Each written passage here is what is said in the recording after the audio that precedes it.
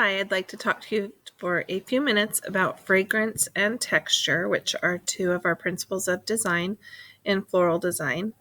And so fragrance is probably pretty obvious to us. People smell flowers, take time to smell the roses. When you walk into our classroom, you can immediately tell if we're designing that day because you can smell that fragrance of the flowers. Texture is a little different because we don't touch floral designs in order to experience that art form. In fact, if I have deliveries going out or people coming to pick up from my other classroom on campus and I take our designs over there, I have to tell students, don't touch that. It's a piece of art. But we can determine texture based on what we know from the past, based on our memories of previous textures. And so then what we see with our eye is translated into our brain. So let me show you what I'm talking about. So here's an example for fragrance.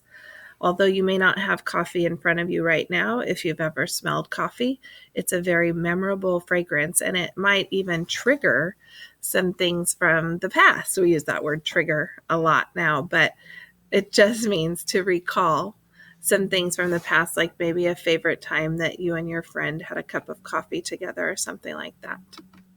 How about this one? Some fragrances or smells have a really strong reaction from people. Do you like the smell of cigar smoke or do you dislike it? Usually people are on one side of that page or the other. Babies, right? This could work for texture too, if you can imagine how squishy this baby feels. But also, if you've ever smelled a baby's, the top of their head as you're holding them, they have a certain fragrance to them. This is appropriate for our class in agriculture. The smells of a farm, positive and negative. And so you might think of hay or straw, the grass out in the pastures, all those positive smells, and then of course the ones that aren't so great. Do you like this? Do you like the smell of gasoline or do you dislike it? It's usually one or the other for people. Freshly mowed grass, barbecue, or even campfires. Are those positive or negative smells for you? And so if you think about all these things I just showed you, that is true for flowers as well.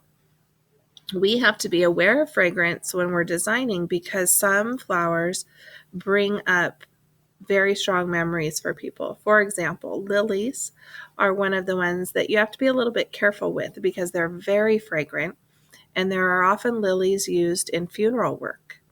And so that can immediately recall for someone an unpleasant memory. And the fragrance of lilies in a small room, like if you were to take them to a hospital room, would be overwhelming most likely. Roses, eucalyptus, freesia has a wonderful smell, I think. Stock. So some of our materials just have very strong fragrances, and so we need to remember that as designers. We talked about this. You can imagine the texture of these little straw bales, very rough. Horses, texture and fragrance. The ocean, texture when we think about the sand under our feet, as well as the feel of the cold water. And then, of course, the smell, the fragrance. When you're getting close to the ocean, you can often roll down your window and you know you're getting close. This one's very appropriate for us this year. In life, people may like or dislike the smell as they're driving down the road. Icicles, even though we're not touching those, we can imagine what those would feel like. Here's one that we will never be able to touch, but there's definitely a texture when we look at the clouds and we think of something soft, something fluffy. Puppies, texture and fragrance. Sandpaper. This looks like very itchy wool to me.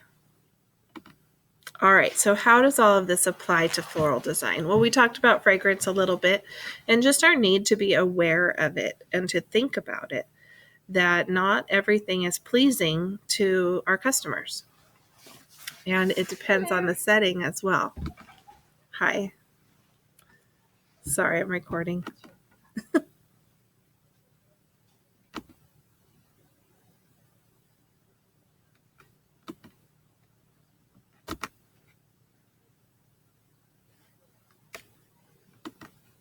All right, so in floral design, we can think about texture, even though no one will walk up and touch this bouquet. They're influenced by the texture that they can see. It affects their mood and how they respond to this piece of art. So when we put in many different textures, and what we're talking about with textures, you're usually going to use descriptive terms. Like we have seeded eucalyptus, right? So little seeds, those might look a little bit rough. We have a fluffy carnation here. We have a smooth petaled ranunculus. We might say light and airy texture, a rough texture, a coarse texture. So we're usually going to be using those descriptive words. The more textures we put in a particular design, typically the more interesting it will be to the eye. However, the fewer textures you have, the more, I guess, calming, peaceful, harmonizing that will probably be seen as by your viewer. So here's one of our designs from class, and we purposely have some very different textures in here. So we have this bumpy or rough Brunia berry here, as is this yellow Cruspedia, right?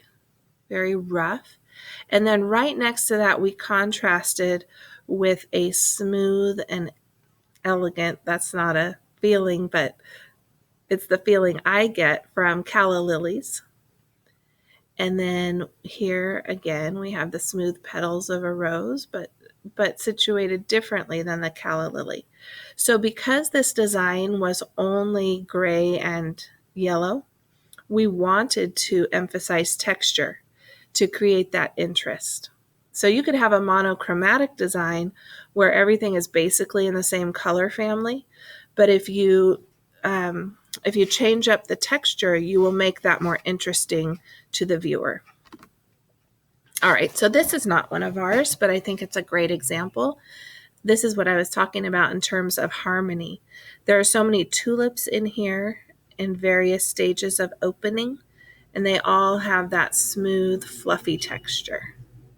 And so this looks very pleasing to the eye. It's calming.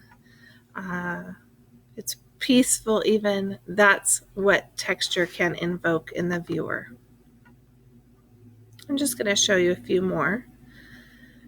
I pulled this one out because of the texture that's created by these cut ends of the bear grass that's here in the vase. And by the way, we do take the container into account when we're talking about texture.